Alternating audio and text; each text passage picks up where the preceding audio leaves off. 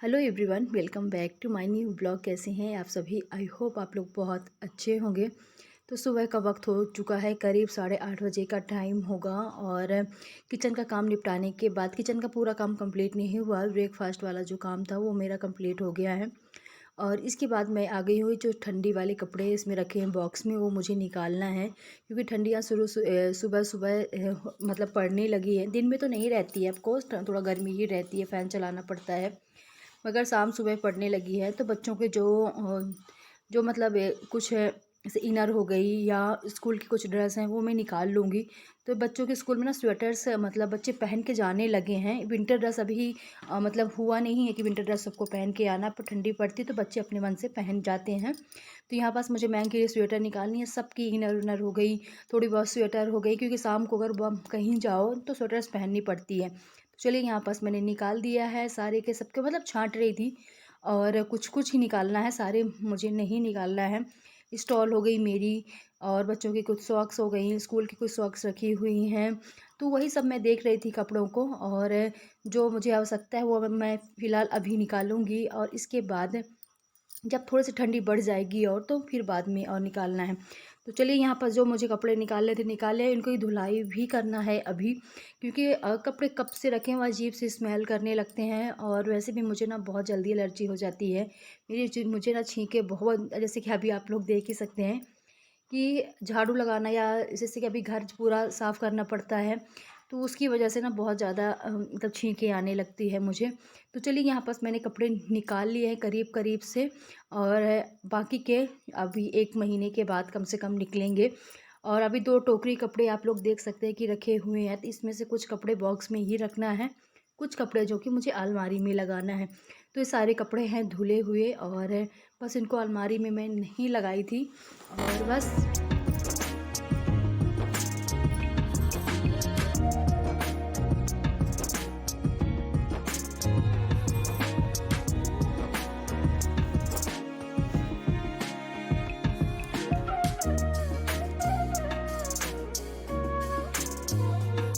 और इसके बाद जो मुझे कपड़े रखने थे बॉक्स में, मैंने रख दिए हैं। कुछ कपड़े इनके खासकर सारे कपड़े थे, तो मैं अलमारी में लगा देती हूँ। और एक ही अलमारी है, और कपड़े इतने ज़्यादा हो जाते हैं कि ना एक में बनता नहीं है। मैं तो बहुत सारे कपड़े मुझे आधे से ज़्यादा ना बेड में रखने पड़ते हैं। जैसे कि जो डेली यूज़ के कपड़े नहीं होते हैं तो उनको बेड में ही रखने पड़ते हैं। और अलमारी अभी लेने का कोई प्लान है नहीं ऐसा, क्योंकि अलमारी अलमारी ये सारी चीज़ें लो ना तो देख के लो और अच्छी लो, तो उसके लिए बजट भी होना चाहिए।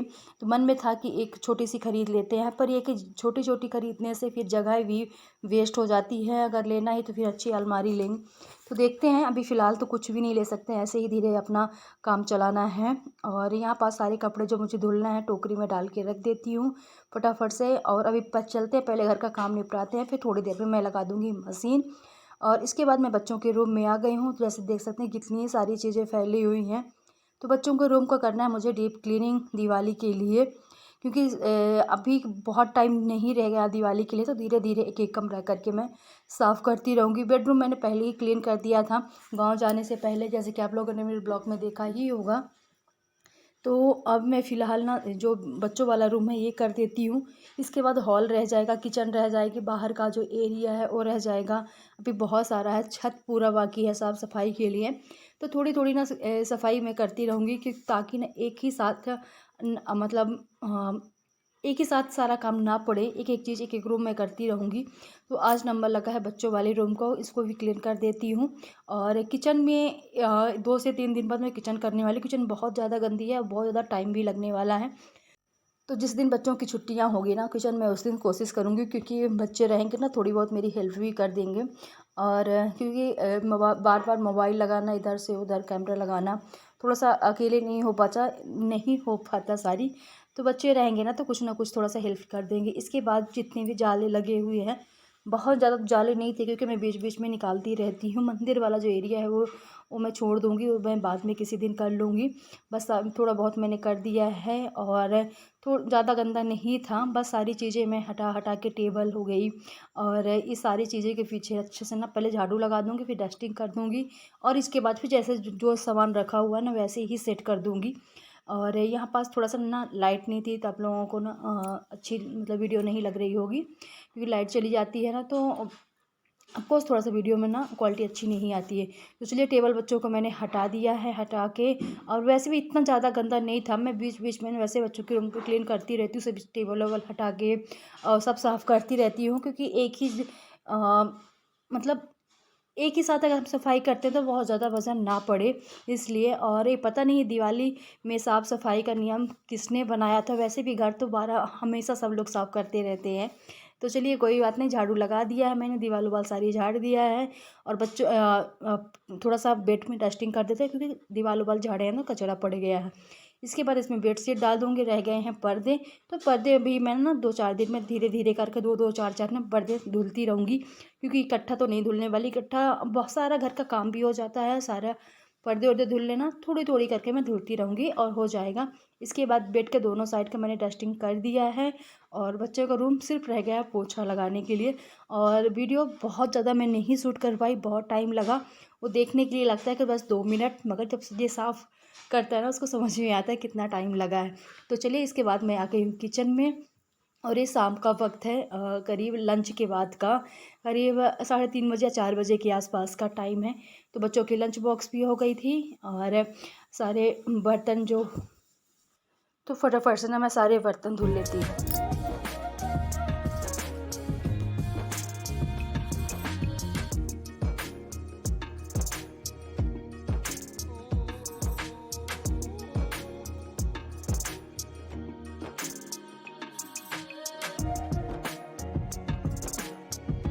तो थोड़ी बहुत करते करते ना बर्तन बहुत ज़्यादा हो गए हैं।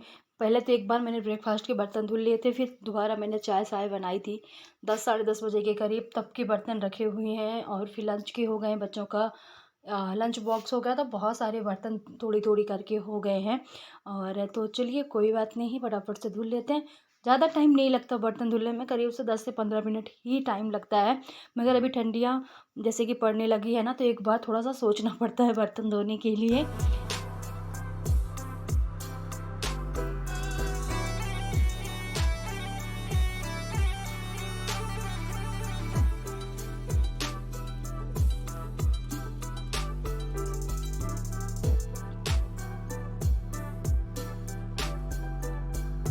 तो चलिए इसके बाद एक करीब 5 बजे के आसपास का टाइम होगा, और यहाँ पास में मैं दे रही हूँ मयंक के लिए दूध, और साथ में मैं रखूँगी अपने लिए चाय बनने के लिए।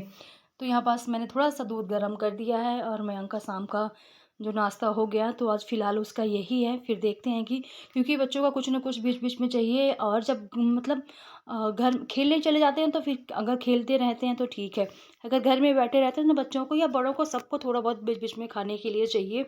तो चलिए यहाँ पास मैंने रख दिया चाय बनने के लिए अपनी। Good evening. तो अभी शाम के वक्त हो चुका है 6:25। मैं टाइम दिखाती हूँ आप लोगों को। तो 6:25 का टाइम हो गया है, और अभी मैं बैठी थी कपड़े फोल्ड करने के लिए। और आज मैंने ना बहुत सारे कपड़े, जो ठंडी वाले कपड़े हैं, तो मैंने धुले थे, तो एक बार तो मैंने निकाल लिए हैं। अभी थोड़े बहुत स्वेटर्स हो गए, इनर हो गई, क्योंकि अभी फ़िलहाल ना इनर की ज़्यादा मतलब आवश्यकता पड़ेगी, तो वही मैंने धुलाई कर दिया है, और सूख भी गए, इनको अब फोल्ड करके रख दूँगी। और आज सुबह से बिल्कुल भी थोड़ा बहुत मतलब कर करके ब्लॉग मैंने शूट किया है। बच्चों को रूम को मैंने डीप क्लीनिंग कर दिया है दिवाली के लिए। तो अभी मेरी खास कर रह गई किचन साफ़ करने के लिए, तो देखते हैं 1-2 दिन में किचन भी साफ़ करने वाली हूँ। और आज है करवा चौथ, तो आप सभी को करवा चौथ की ढेर सारी शुभकामनाएं। जो व्रत रहती हैं, जो व्रत नहीं रहती, जो मेरे जैसे कि व्रत नहीं रहती, तो उनके लिए भी। कोर्स मैं व्रत नहीं रहती हूँ, और आज है करवा चौथ। सब जगह जिनकी जो जो रहती हैं उनके उनके घर में फ़िलहाल बहुत सारी डिशेस बन रही होंगी, सब रेडी हो रही होंगी। तो चलिए मैंने आप लोगों को इसलिए थोड़ा सा बात किया कि जो जो व्रत रहती हैं उनको थोड़ा सा शुभकामनाएं मैं दे दूं। तो चलिए ये वाला काम मेरा ख़त्म होता है, चलते हैं किचन में और फटाफट से बनाते हैं डिनर। तो अभी डिसाइड नहीं हुआ कि क्या बनाना है क्या नहीं, अभी वक्त भी है, बिकॉज 6:30 बजे तो अभी बजे हैं, और खाना पीना सब लोग 9 बजे के आसपास ही खाते हैं, तो आराम से ना 7:30 तक में खाना बनने के लिए मतलब रखूँगी। जल्दी बन जाता है, और ठंडी का टाइम है तो फिर खाना ठंडा भी हो जाता है, गरम गरम थोड़ा सा लेट बनाओ, और थोड़ा सा मतलब गरम ही रहता है फिर खाना खाने के टाइम में। तो चलिए बने रहिए ब्लॉग में, मिलती हूँ आप लोगों से थोड़ी देर के बाद। और इसके बाद डिनर टाइम है, जो यहाँ पास मैं बनाने वाली हूँ अभी नाश्ता, सॉरी डिनर बनाने वाली हूँ। तो यहाँ पास मैंने बैंगन ले लिया है साथ में, और हो गई है सॉरी टमाटर।